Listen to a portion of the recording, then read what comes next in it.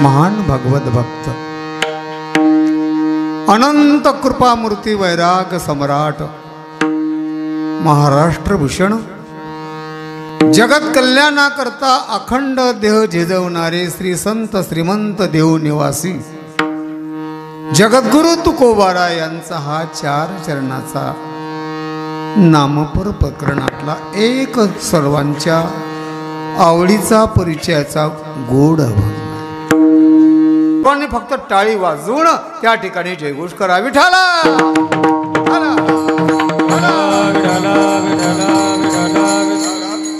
पंढरीनाथ भगवंताच्या कृपे प्रसादाने हा घडून आलेला कार्यक्रम आपल्या अभंगाकडे त्या ठिकाणी वळण्याचा आपण प्रयत्न करू. अभंग जगद्गुरु तुकाराम महाराजांचा आहे. या अभंगामध्ये जगद्गुरु तुकोबारा आहे. या कर्मभूमीवर जन्माला आलेल्या प्रत्येक माणसाला ज्याचा ज्याचा जन्म झाला त्या प्रत्येक माणसाला मनुष्य जीवन मिळाल्यानंतर माणसाने नेमकं कोणतं कर्म करावं, देह माणसाचा मिळाल्यानंतर माणसाचं कर्तव्य काय आहे आणि त्या कर्तव्याची जाण करून देणारा हा अभंग आहे. विठाला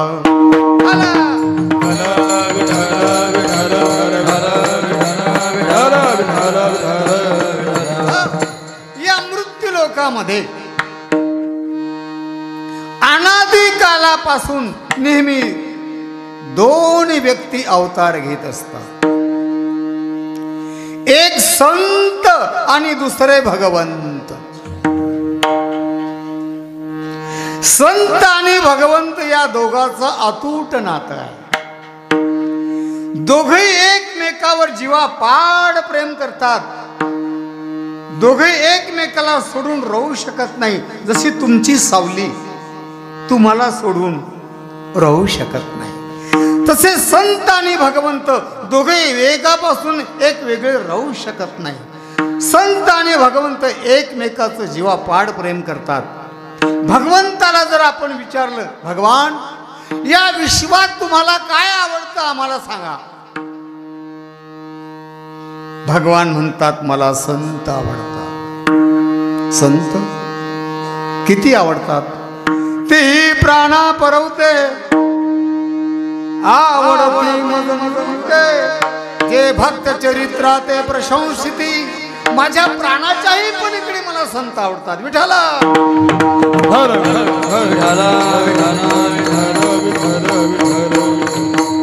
माझ्या प्राणाच्याही पलीकडे मला संत आवडतात.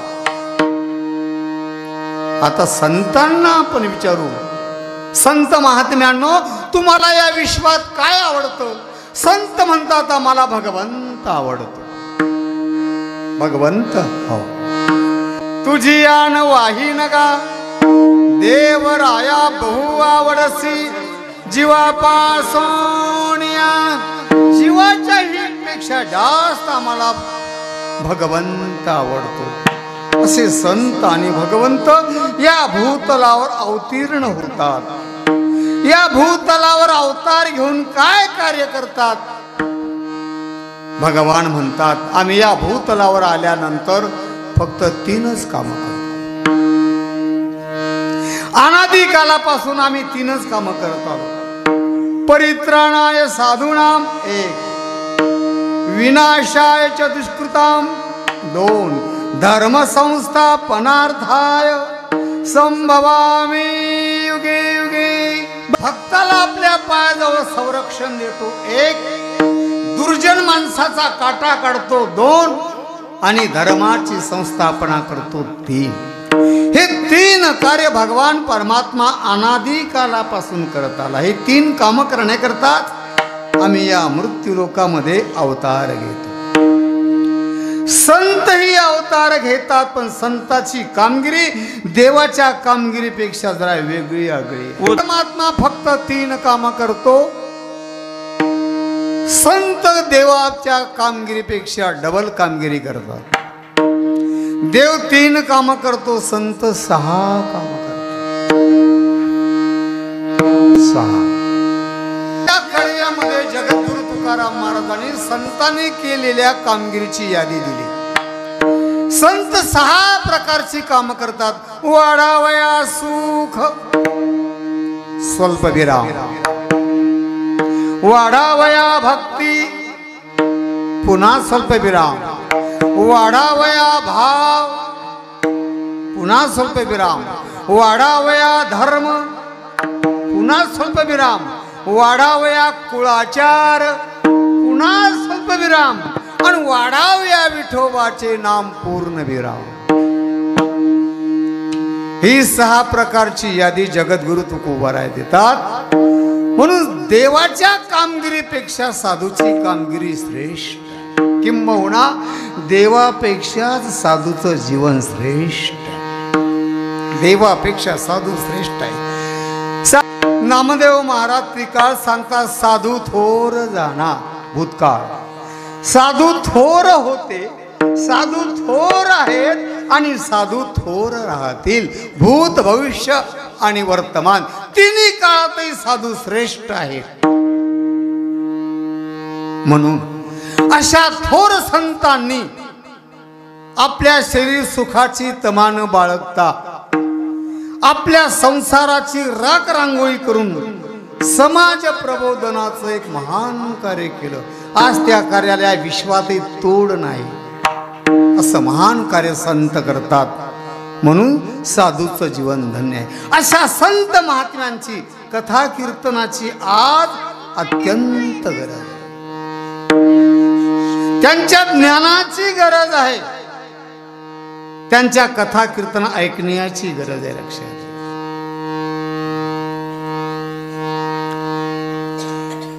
आजारी माणसाला जर लवकरात लवकर बरं व्हायचं असेल तर कोणाचं ऐकावं लागेल? बोला, बोलत जा. कोणाचं ऐकावं लागेल? डॉक्टरचं ऐकावं लागेल. उत्तम प्रकारच्या मार्काने जर पास व्हायचं असेल तर कोणाचं ऐकावं लागेल? शिक्षकाचं ऐकावं लागेल. निकाल कोर्टामध्ये आपल्याकडून लागावा अशी अपेक्षा असेल तर कोणाचं ऐकावं लागेल? वकिलाचं ऐकावं लागेल. त्याप्रमाणे आपलं आत्मकल्याण झालं पाहिजे, आपला उद्धार झाला पाहिजे असं जर वाटत असेल तर संताचं ऐकावं लागेल. म्हणून अशा संत महात्म्यांच्या ज्ञानाची प्रत्येक माणसाला गरज आहे. आवडत नसलं तरीही गरज आहे. सगळ्याच गोष्टी माणसाला आवडतात असं नाही, आणि सगळ्याच गोष्टीची गरज आहे असं नाही. लक्षात घ्या, काही गोष्टीची गरज आहे पण काही गोष्टीची आवड आहे. भूक लागल्यानंतर जेवण करायची गरज आहे का आवड आहे? बोला. भूक लागल्यावर जेवण करायची गरज आहे, पण जेवण झाल्यावर तंबाखू चोळायची गरज आहे का आवड आहे? आवड आहे. कपडा घाण झाल्यानंतर धुवून काढण्याची गरज आहे, पण धुतलेल्या कपड्यामध्ये नीळ टाकायची गरज का? आवड. जे जे आवडत असतं ते सोडून देत जा. आज ज्याची गरज आहे जीवनामध्ये त्याचा स्वीकार करा. संतांच्या ज्ञानाची प्रत्येक माणसाला गरज आहे. संत महात्मे समाजाला शिकवतात, अशा संत महात्म्यांच्या ज्ञानाची प्रत्येकाला गरज आहे. गुरुजी शाळेमध्ये गेल्यानंतर विद्यार्थ्यांना भूमितीचा विषय शिकवताना लघुकोण शिकवतात, त्रिकोण शिकवतात, षटकोण शिकवतात, पण संत माणसाला जीवन जगण्याचा दृष्टिकोन शिकवतात.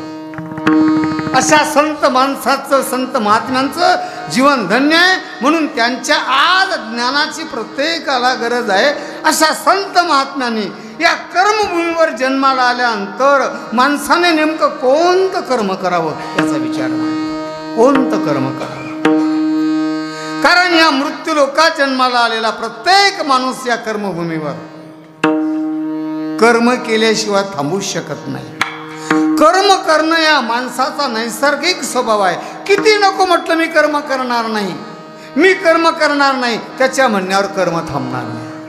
जवळजवळ संग प्रकृतीचा तव त्याग न घडे कर्माचा.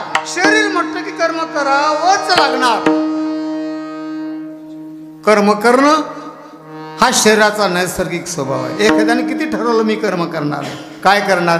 मी शेतात जाणार नाही, शक्य आहे. मी औत हाणणार नाही, शक्य आहे. मी फवारणी करणार नाही, ठीक आहे. मग काय करणार? म्हणे मी दिवसभर झोप घेईल.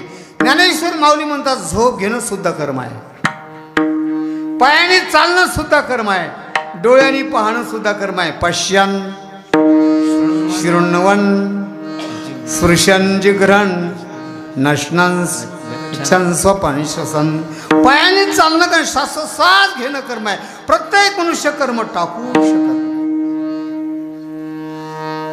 माणूस कर्माने इतका बांधलेला आहे, जवळजवळ संग प्रकृतीचा तव त्याग न घडे.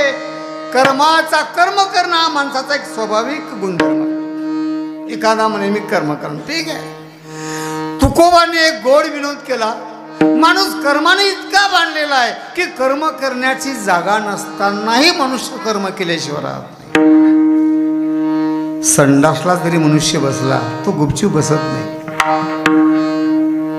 दगडावर दगड फेकून तरी मारेल, काहीच काम नाही. काडी तरी मोडील, बिडी तरी उडील, काही गुपचूप बसू शकत नाही. प्रकृती माणसाला गप्प बसू देत नाही. कर्म करणं या माणसाचा स्वभाव आहे. माणूस जागृतीमध्ये कर्म करतो, काहीच नवल नाही.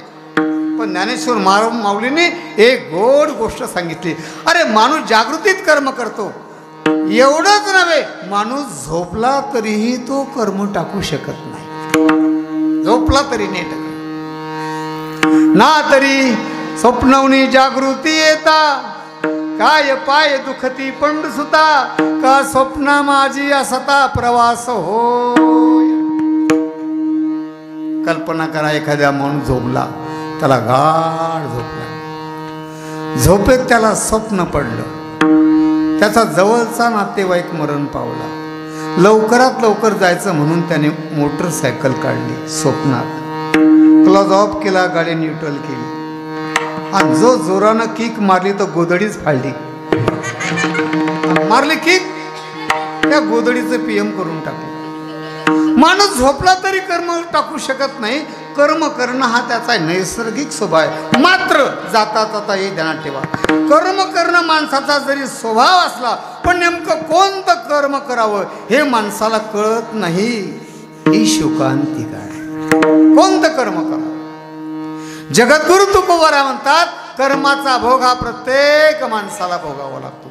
कर्म करणं आपल्या हाती आहे. कोणतं नेमकं कर्म करावं? जे कर्माचा भोग भोगल्याशिवाय माणसाला पर्याय नाही, म्हणून योग्य ते कर्म करा.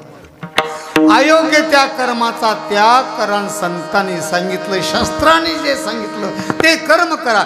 शास्त्राने ज्या कर्म करायला बंदी घातली ते कर्म करू नका, निषिद्ध कर्म करू नका. योग्य त्या कर्माचा अवश्य विचार करा, अयोग्य त्या कर्माचा त्याग करा आणि योग्य त्या कर्माचा स्वीकार करा. मग योग्य ते कर्म कोणतं? कर्माचा भोग माणसाला त्या ठिकाणी चुकू शकत नाही. जीवनामध्ये सगळ्याच गोष्टी वाईट घडत नसतात.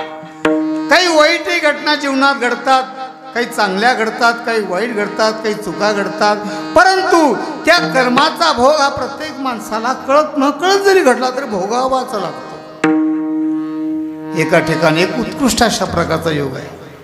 जीवनामध्ये काही घटना वाईट घडतात, पण घाबरण्याचं कारण नाही. त्या प्रारब्धाप्रमाणे भोग भोगावा लागतो. प्रारब्धाप्रमाणे घडतात, त्याचा भोग माणसाला भोगावा लागतो.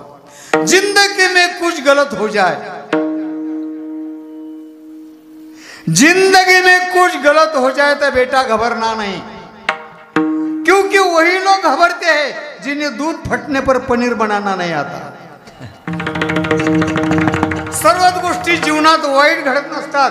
ज्या घडतात त्या कधी कधी योग्य दिशा दाखवण्याकरता घडतात.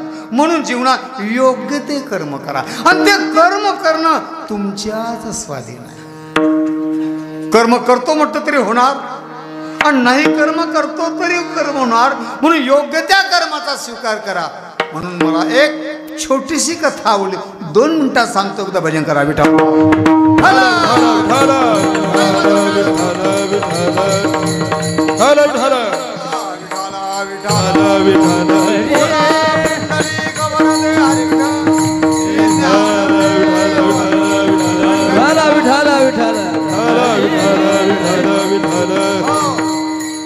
रामायणामध्ये छोटीशी कथा लिहिली रामायण. रामायण आणि महाभारत दोन ग्रंथ हिंदू संस्कृतीमध्ये आदर्शभूत दोन ग्रंथ आहेत. रामायण आणि महाभारत. रामायण आणि महाभारत या दोन ग्रंथातला अगोदर तुम्हाला फरक सांगतो. माझं ते माझं, माझं ते माझं आणि भावाचं तेही माझंच हे आहे महाभारत. माझं ते भावाचं आणि भावाचं तेही भावाचं हे आहे रामायण. रामायणामध्ये छोटीशी कथा. रावण आणि त्याचं मंत्रिमंडळ खूप दारू प्याला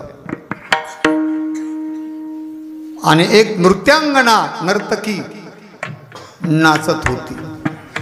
गायनाचा नृत्याचा तो कार्यक्रम, वाद्य वाजत होती, वाद्याच्या तालावरती नर्तकी नाचत होती. कार्यक्रमाला रंग चढला, मध्यरात्र उलटल्या गेली. त्या कार्यक्रमामध्ये एक तरुण देखणी स्त्री हजर झाली आणि तिने समोर पाहिलं. समोर रावण त्या बाईचा नाच बघत होता. त्या बाईने त्या रावणाकडे पाहिल्यानंतर तिला राग आला, ती चिडली. ए मूर्ख रावणा, जरा माझ्याकडे बघ, माझी काय अवस्था झाली बघ. त्या तरुण स्त्रीच्या अंगाला ठिकठिकाणी जखमा होत्या आणि त्या जखमातून रक्ताचे कारंजे उडत होते.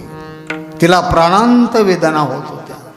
जीव नकोसा झाला आणि विव्हळत होती. रावणाला म्हणे, मूर्खा माझ्याकडे बघ, मला काय वेदना होतात. आवाज कोणाचा येतोय म्हणून रावणाने मागं वळून पाहिलं तर ती बाई दुसरी तिसरी कोणीच नव्हती, तरुणी. ती रावणाची सख्खी बहीण होती, शूर्पणखा. सांगितलं, दादा ताई कोणी केली तुमची अशी अवस्था? सांगितलं, दादा या अरण्यात दोन तरुण आलेले आहेत आणि त्यांच्या सोबत एक विश्वसुंदरी आहे. तिला लंकेची राणी बनवण्याकरता मी प्रयत्न केला, पण त्या दोन भावांनी बाण मारून मला जखमी केलं. रावण म्हणाला, ताई कार्यक्रमात व्यत्यय आणू नको, सकाळी बघू त्यांचा समाचार, तू निघून जा. तिला हाकलून दिलं. तरुणी निघून गेली. रात्री सकाळ उजाडल्या गेली. त्या ठिकाणी कार्यक्रम आटोपल्या गेला आणि रावण मामाकडे गेला. कोण मामा? रावणाचा मामा मारीच मामा. महाभारतामध्ये एक मामा होऊन गेले. कोण मामा? कोण? शकुनी. पहिला एकच शकुनी होता, आता गावोगावी शकुनी आहे. कृष्णाचा एक मामा होऊन गेला. कोण? कंस मामा. इतिहासामध्ये एक मामा होऊन गेले, शेलार मामा. जाऊ द्या हे मामा. मामात मामा दांडेकर मामा. ज्या दांडेकर मामाने लाखो कीर्तनकार घडवले आणलेला हे दांडेकर मामा. त्या रावण मारीच मामाकडे गेला, नतमस्तक झाला. मारीच मामा म्हणाला, का रावणा सकाळीच काय काम काढलं? सांगितलं, काम जरा नाजूक आहे. बोला. या अरण्यात दोन तरुण आलेले आहेत. बरं, मग त्यांच्या सोबत एक विश्वसुंदरी आहे, मग तिचं अपहरण करायचं आहे. तुझी मदत पाहिजे. काय मदत? तू सोनेरी हरण बन. तू हरिण बनला रे बनला की मी त्या युवतीचं अपहरण केलं समजा. मारीची मामा म्हणायला लागला, रावणा तेवढं सोडून बोल, ते काम नाही करू शकत मी. का? अरे ते दोन तरुण कोण आहेत, कल्पना आहे तुला? नाही. ताई सांगत होती रात्री 12 वाजता, त्या ताईच्या बोलण्या दिवसात ठेवू नको. ते राम लक्ष्मण आहेत, फार पराक्रमी आहेत. ते पराक्रमी असा तुझा काय अनुभव आहे? सज्जनांनो, मारीच मामा आपल्या जीवनातला अनुभव सांगू लागला. ऐक रावणा, जरा कान उघडे करून ऐक. विश्वामित्राचा यज्ञ विध्वंस करायला मी आणि सुभाऊ आम्ही 2 राक्षस गेलो होतो. त्यावेळी त्या रामाने मला बिगर टोकाचा बाण मारला तर मी समुद्राच्या पलीकडे जाऊन पडलो. मी हरिण बनवू शकत नाही. रावण म्हणायला लागा, तुला मी लंकेचं अर्ध राज्य देतो. म्हणे कबूल आहे, पण मी तिकडून सुखरूप परत आलो तरच की नाही. रामापुढे हरण होणं म्हणजे मरणाला आमंत्रण देणं आहे. मी हरण होत नाही. रावण म्हणायला लागला, मरणाची भीती वाटते म्हणे. हो, समजा तू जर हरण झाला नाही तर मग जिवंत राहशील का? विठाला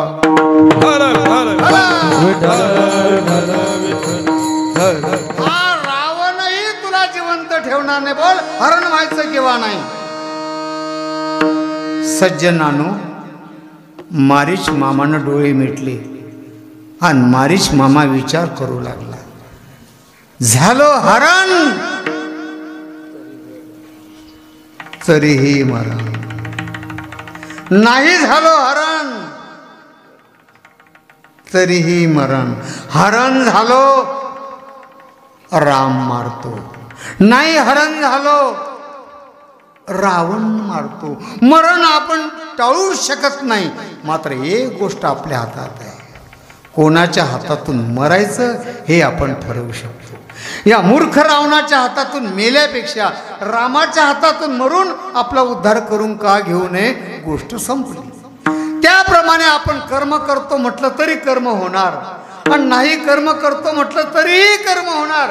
मग कर्म करणं जर आपल्याच हाती आहे तर आमचे तुकोबारा म्हणतात, आम्ही सांगतो तेच कर्म करा. कोणत्याच्या पहिल्या चरणात तुकोबारा वर्णन करतात, कर्म करायचंच आहे ना तर मग आम्ही सांगतो तेच कर्म करा. जोडायचंच आहे ना तर ते जोडा, आम्ही सांगतो ते करा.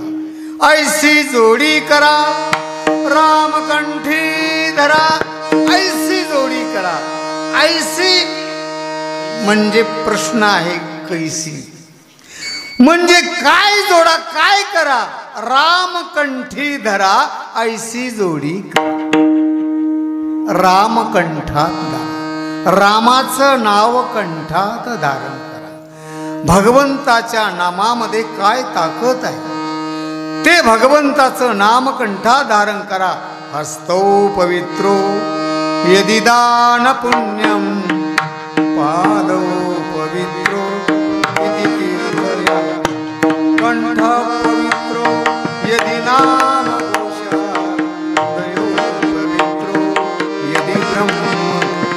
कंठ भगवंताच्या नामाने पवित्र होतो, होय देह त्याचा. म्हणून शरीर पवित्रमय होतं, आनंदमय होतं. म्हणून भगवंताचं नाम कंठात धारण करा.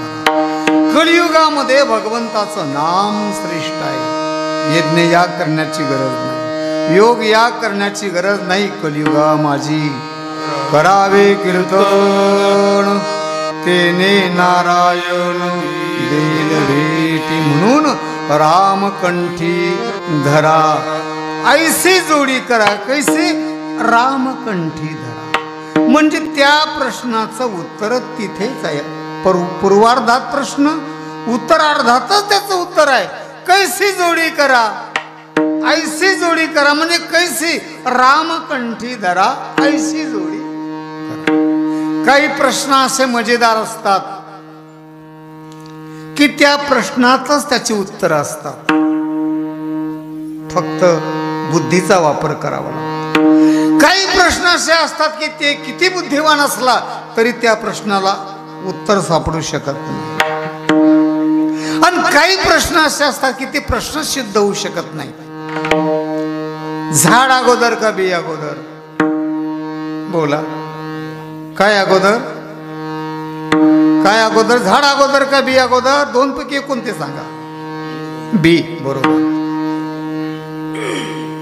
बी अगोदर. पण बी कशापासून? मग काय अगोदर? झाड अगोदर. झाड कशापासून? बियापासून. बी कशापासून? म्हणजे सकाळपर्यंत असं चाललं तरी याला उत्तर सापडणार. काही प्रश्न असे आहे की त्या प्रश्नातच त्याचं उत्तर आहे.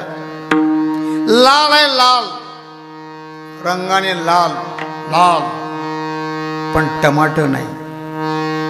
कृष्ण आहे, देव नाही. आड आहे, पाण्याचा थेंब नाही. वाणी आहे, दुकानदार नाही. लाल आहे, टमाटर नाही. कृष्ण आहे, देव नाही. आड आहे, पाण्याचा थेंब नाही. वाणी आहे, दुकानदार नाही. चारही प्रश्नाची उत्तर याच वाक्यात आहे, लाल कृष्ण आडवाणी.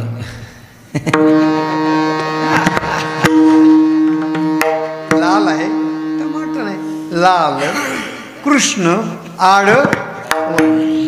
काही प्रश्न मजेदार की त्या प्रश्नात त्याचे उत्तर आहेत. रामकंठी धरा आईसी जोडी करा.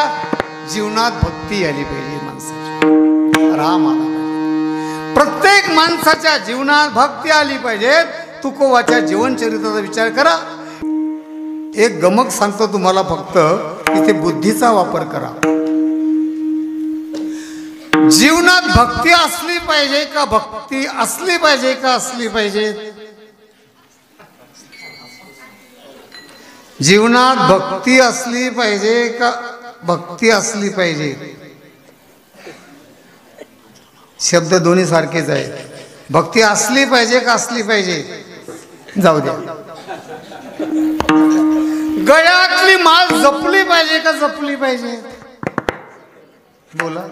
गळ्यातली माळ जपली पाहिजे का जपली पाहिजे? याला श्लेष अलंकार म्हणतात व्याकरणाच्या माध्यमातून. एका वाक्याचे दोन अर्थ होणे. बसमध्ये प्रवास करतो ना आपण, मग ते पुढे टप्पर असतं, त्याच्यात एक मडकं, त्याच्या झिलप्या जळतात. तो बसमध्ये बसणाऱ्या माणसाला म्हणतो खा रे शेंगदाणे. काय म्हणतो? खा रे शेंगदाणे. दोन अर्थ आहे.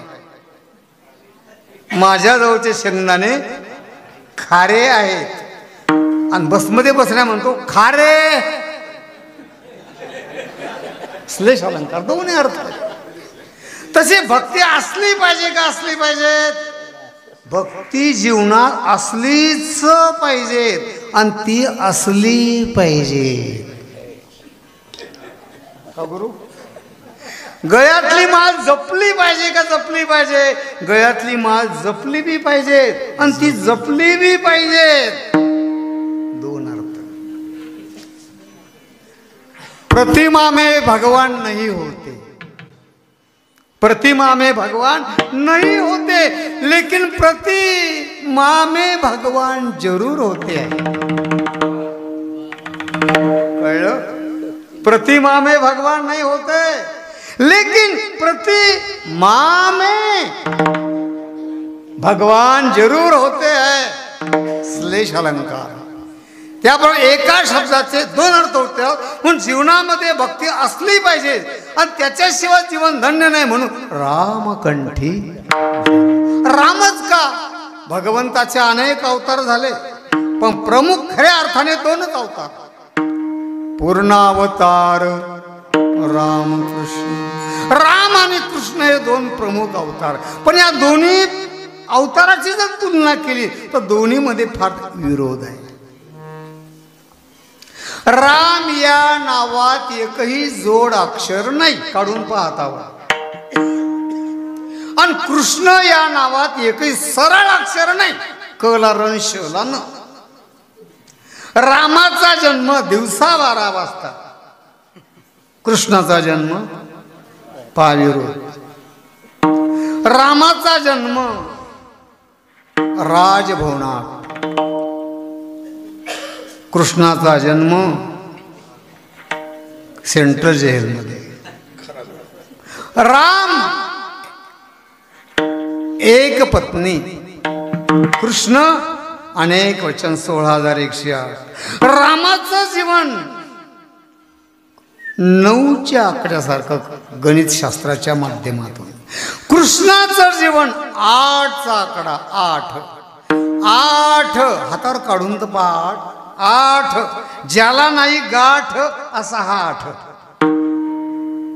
1ला वर गाठ आहे, 2ला डावीकून गाठ आहे, 3ला पोटात गाठ आहे, 4ला खाली गाठ आहे, 5ला उजवीकून गाठ आहे, 6ला पुन्हा पोटात गाठ आहे, 7ला वर गाठ आहे आणि बिगर गाठीचा 8 आहे. रामाचं जीवन 9चा आकडा, स्थिर सुरुवातपासून शेवटपर्यंत. 9चा पाडा वाचून पहा. 9 1 9, 9 दुनी 18, 1 8 बेरीज करा. 9 त्रिक 27, 2 7 पहा. 9 चूक 36, 3 6 पहा. 9 5 45, 4 5 पहा. 9 7 54, 5 4 पहा. 9 7 63, 6 3 पहा. 9 8 72, 7 2 पहा. नम नम 81 8 आणि 1 पहा नम नाय 90 पूज्य वजा करून पहा विठाला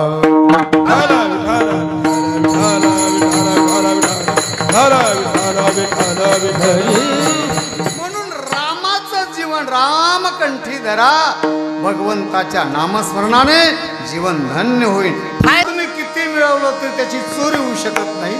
सख्या भावाचा हिस्सा त्याच्यात पडत नाही. आणि तुम्ही त्या ठिकाणी निघून गेले हे लोक सोडून तरी तुमच्या सोबत आल्याशिवाय राहत नाही.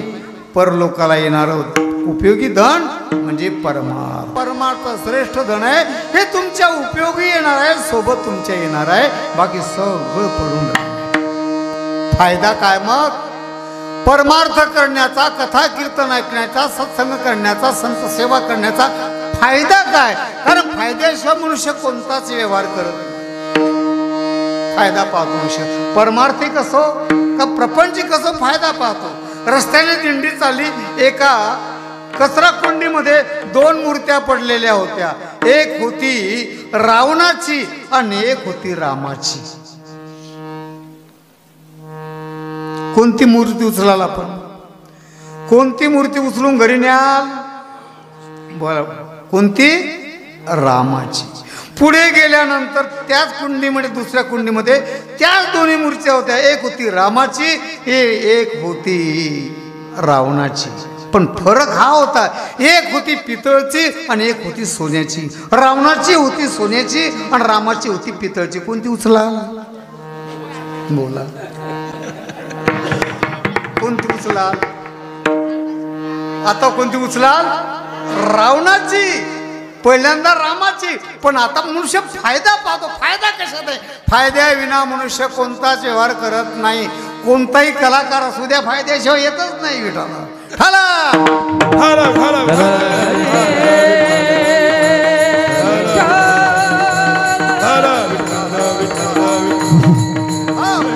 फायदा काय?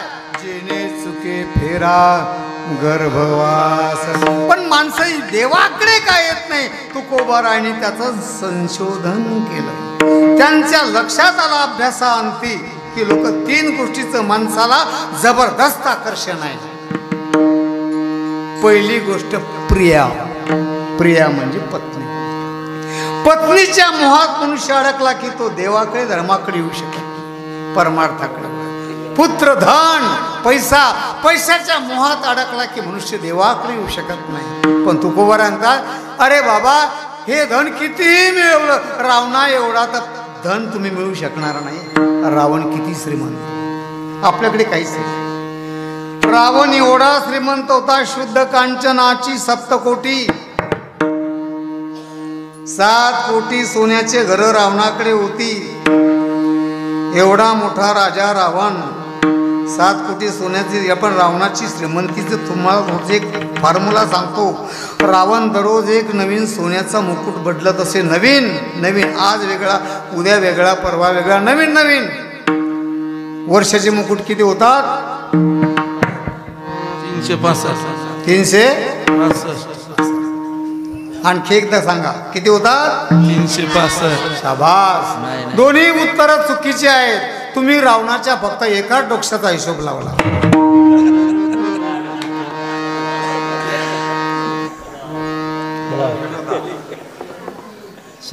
रावण एवढा मोठा श्रीमंत होता, पण सांगा ते कवडी गेली नाही. सोबत काही नेऊ शकत नाही. म्हणून जे धन तुमच्या सोबत येईल त्याचा विचार करा. ते धन म्हणजे परमार्थ. म्हणून ऐशी जोडी रामकंठी धरा. मग ज्याच्या मोहात आपण अडकलो, ज्याच्या प्रपंचाच्या आसक्तीत आपण अडकलो, ते आहेत तरी कसे? हे बीज ज्याचा सीन त्याची फळ. प्रिया, पुत्र, धन या संसारातलं बीज दुःखाचं आहे. त्याला सुखाचे फळ येत नाही.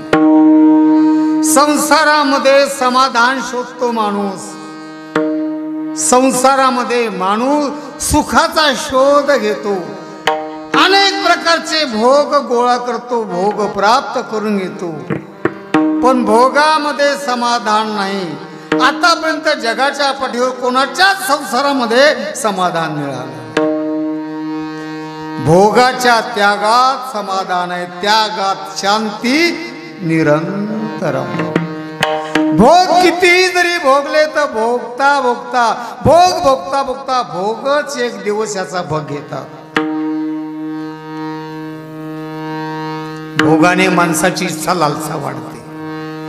राजा ययातीचं उदाहरण पहा. भोग भोगता भोगता भोगता म्हातारा झाला, मुलाचं आयुष्य घेतलं. पुन्हा भोग भोगले, संपला तरी त्याची तृप्ती होऊ शकली नाही. म्हणून भोगाच्या त्यागात समाधान आहे, भोगात समाधान नाही. गीताशास्त्र सांगते. याहीपेक्षा सोपं आपण उदाहरण बघू. बिड्या संपल्या का बिडी पिणारे संपले पहा. हीच दर्जा आहे.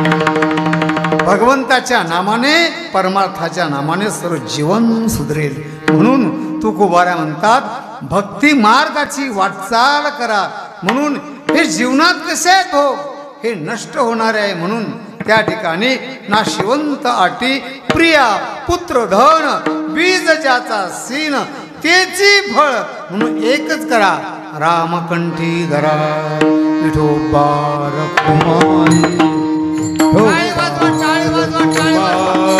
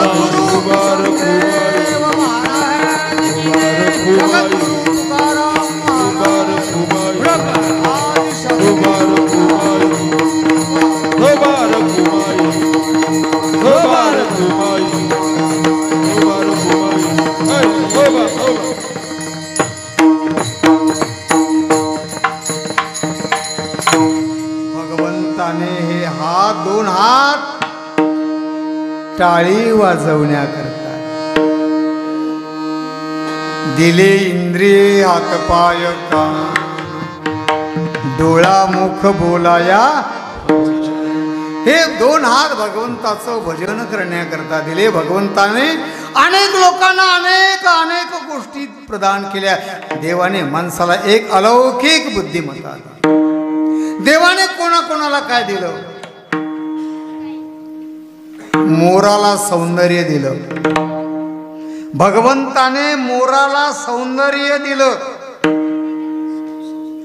कोकिळेला आवाज दिला. काय दिला? कोकिळेला आवाज दिला.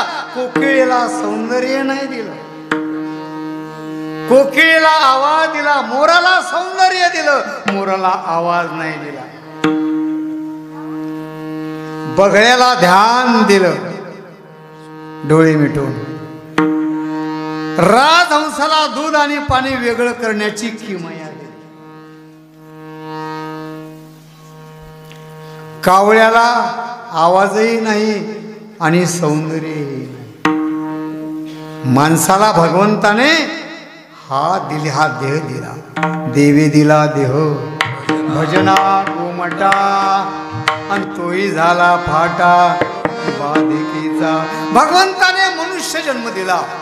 हे मॉडेल भगवंताने उभं दिलं. हे नर शरीर कसं आहे? उभं आहे. बाकीचे प्राणी कसे आहेत? बाकीचे प्राणी आडवे आहेत. शरीर उभं आहे. कदाचित या उभ्या शरीराचा निवडणूक मध्ये उभं राहण्याकरता उपयोग झाला पाहिजे म्हणून हे उभं दिलं. माणूस उभा दिला आणि इतर प्राणी आडवे. पण आडवे प्राणी जरी असले तरी चालताना कसे चालतात?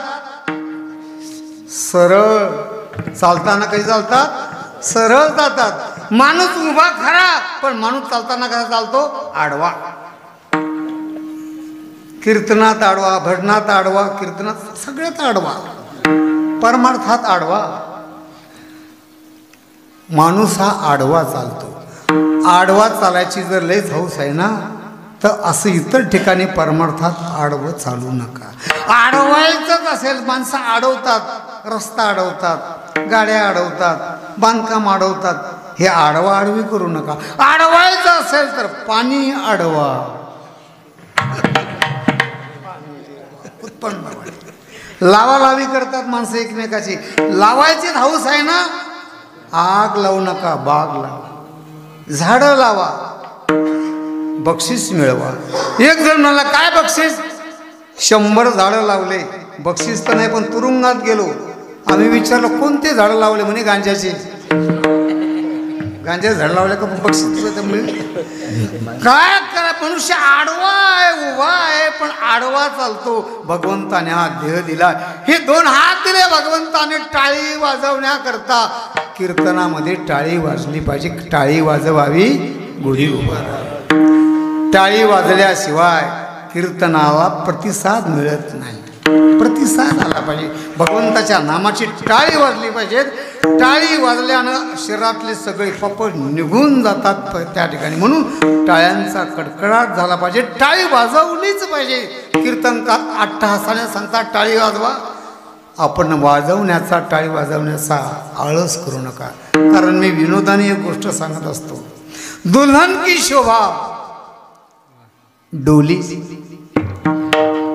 दुल्हन की शोभा डोली से, झगड़े की शोभा गाली से, गार्डन की शोभा माली से, गार्डन की शोभा माली से, पुराण पोली की शोभा होली से, और कीर्तन भजन की शोभा टाली से. भगवंताच्या टाळीनेच भजनाचा, कीर्तनाचा आनंद येतो. म्हणून एकदा मोठ्या प्रेमाने टाळ बजा. विठोबार कुमार शाबास.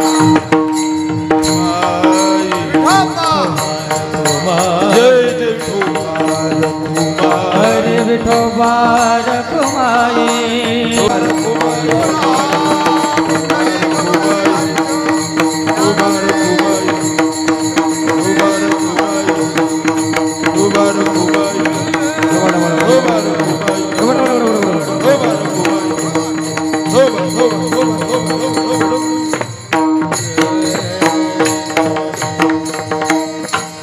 भवसागरातून तरुण जाण्याकरता तेषामहं समुद्धरता मृत्यू संसार सागरात भवामिन चिरात पार्थ मय्या विशित चेतसाम. या भगवंताला शरणागती करा. भवसागरातून तरुण जायचं असेल तर ज्या भगवंताचं स्मरण करा. ज्याचं करायचं स्मरण, ज्याचं करायचं श्रवण, त्याचं असावं स्मरण. मग तो निवारेल तुमचं जन्म मरण. भगवान परमात्मा त्याचं शरणागती केल्यानंतर जन्म मरणाच्या भवसागरातून तुम्हाला तो पार करेल.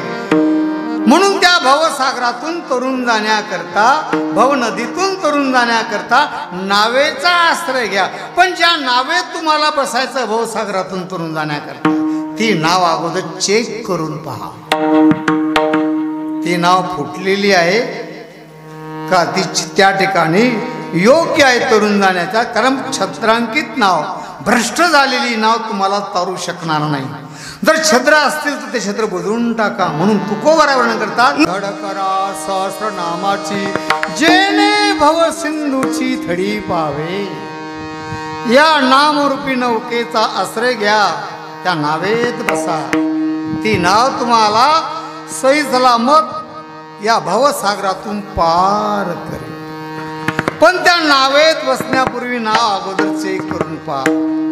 नामधारक जो आहे, जो साधक आहे, परमार्थिक जीवनाची वाटचाल करतो आहे, अशा साधकाच्या अंतःकरणात काही दोष असतात.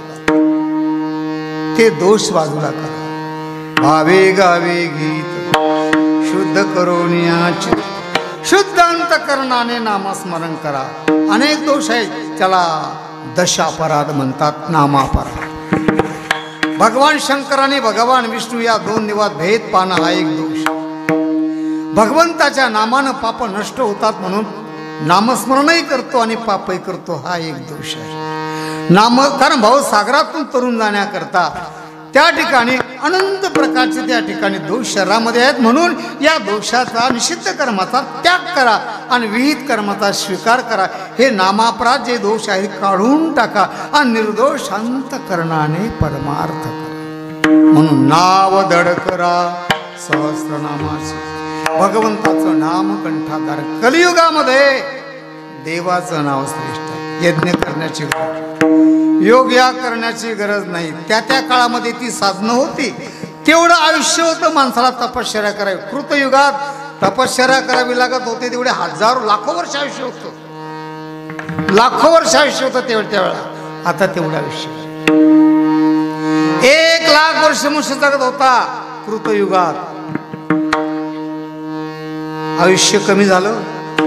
साधनं बदलल्या गेली. त्रेतायुग लागलं. 1,00,000वर 1 शून्य कमी झालं. माणसाच्या आयुष्यात किती राहिले? 10,000. पुन्हा 10 युग लागलं. 10,000वर पुन्हा 1 शून्य कमी झालं. किती राहिले? 1000. कलियुग लागलं. पुन्हा 1000वर शून्य पुन्हा कमी झालं. किती राहिले? 100. आता पांडुरंगाला प्रार्थना आपण करू, देवा 100वर शून्य कमी करायच्या भानगडीत पडू नको. 2च पंचवार्षिक होते. उलटे सुलटे कामं करायला आयुष्य कुठे आहे? मग कलियुगातलं आयुष्य फार थोडं आहे. म्हणून एकच फक्त रामकंठी धरा. भगवंताचं नामकंठा धरा. साधू संतांची सेवा करा. कथा कीर्तनाचा आनंद घ्या. गावामध्ये असं आनंद सप्ताहाचं वातावरण असेल, सढळ हाताने सहकार्य करा आणि जीवनामध्ये भक्तीचा आनंद घ्या. हे जरी सर्व खरं असलं पण एक गोष्ट माणसाला विसरणार नाही. मृत्यूची भीती प्रत्येकाला आहे. काळाची मरण मात्र कोणाला सोडणार नाही. काळाची भीती प्रत्येकाला आहे. काळ आतापर्यंत काळाने अनेक गिळंकृत केले. 9 भी मर गई, 10 भी मर गई, मरे सहस्राठ्यांशी, 33 कोटी देवता मर गए. प्रत्येक माणसाला मरण आहे. किती नको म्हटलं तरी माणसाला मृत्यू हा अनिवार्य आहे. माणसं बोलतात माणूस कसा काय गेला? दुपार आम्ही 2 वाजता हॉटेलमध्ये चहा घेतला. 3 वाजता निरोप येतो माणूस गेला. कसा काय? 2 वाजता आम्ही चहा सोबत घेतला. माणूस कसा गेला हे नवल नाही. तो आतापर्यंत जिवंत राहिला कसा हे नवल आहे. कारण हे मानवी जीवन पाण्याचा बुडबुड आहे. हे क्षणभंगुर जीवन आहे. म्हणून हात में लिया नाही तेरा घास. ताटातला घास तोंडात जाईल याची गॅरंटी नाही. म्हणून तुकोबरा प्रत्येकाला भीती आहे मरणाची, मृत्यूची. तुकोबा म्हणतात मरणाची जर भीती असेल घाबरण्याचं काहीच कारण नाही. मुखरूपी भात्यात राम नामाचा जर बाण सज्ज केला आणि काळ जर घेण्याकरता आला तर त्याच्यावर आक्रमण करा. ईश्वरा ज्ञानराज माऊ हरी ज्ञानेश्वर